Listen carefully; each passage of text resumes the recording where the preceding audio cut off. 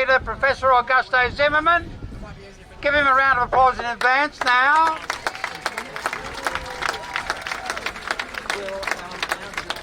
And after that I'll be calling on Elaine Townsend, and then Cam Tinley, and then Phil Scott. We have a star-studded line-up for you. And in a moment we'll have Professor Zimmerman. He is a man who stands for individual liberty uncompromisingly. He stands for individual liberty and personal freedom and the freedom of our nation state without any concessions to those who would enslave us. I want you to welcome this great man, and please pay careful attention. But before you do, somewhere up the back, please don't carry on conversations if you can avoid it. Somewhere up the back there is a radio or something happening. If anyone can persuade the owner of that noise to reduce it, that would be wonderful. Ladies and gentlemen, please welcome Professor Augusto Zimmerman.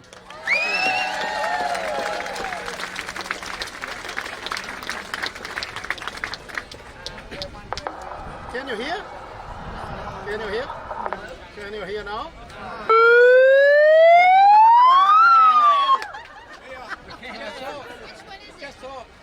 Hello? No. Where we go one, we go all. Come here. Hello? Yes! Finally, I thought I was being censored again. Look, it's a great privilege to be here. What our friend Travis did is very important to remind us that indeed the price of liberty is eternal vigilance. And you are here as fighters for freedom.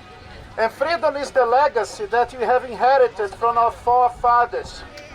What I have to tell you is that as a constitutional lawyer for many years, I decided to actually start to be more engaged in the political debate, because I do not expect that the elites of this country will have any concern for the rights of the people of Australia. These people have an agenda, and it's all about power and control. The Prime Minister of this country is a paternal leader, and he treats you as his little children. He doesn't understand the role of a democratic leader. He's arrogant, and you need to teach him a lesson. He cannot treat us like that.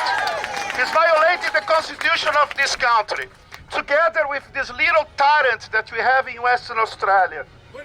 McGowan is a dictator. Now I cannot have my coffee without having to give details to him. This is tyranny. This is unconstitutional. And if the High Court does not acknowledge this, it's because they are colluding with corrupt politicians to destroy our fundamental rights and freedoms. We have to fight for freedom! Freedom! Freedom! Freedom! Freedom! Freedom! Freedom! Freedom!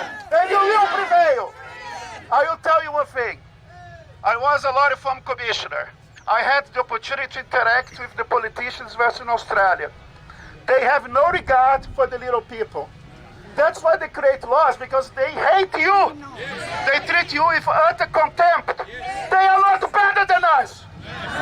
We will fight for freedom and for equality before the law. This started. Down to them. Freedom. Thank you, guys. We will. Look. I will commit my life. That's why I'm living here. I feel that I haven't been called by God for a time such as this. That reminds me when the revolutionaries in England created this Bill of Rights for us in 1689. We have the American founding fathers. Now is a time for a liberal classical revolution in this country. Yes. We are going to give power back to the people! Freedom! Freedom! Thank you! Freedom! Freedom! Freedom! Freedom! Freedom! Freedom! Freedom! Freedom! Thank you! Thank you, guys. Well, ladies and gentlemen, I want every one of you to go home and write in your diaries today. Today I heard the most wonderful, inspirational speech from a great leader for liberty, Professor Augusto Zimmerman, so that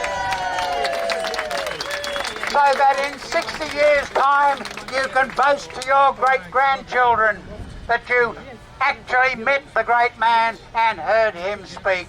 We've heard 3 wonderful speakers so far. We are going to hear more. And one more huge round of applause to Professor Augusto Zimmerman. Hooray!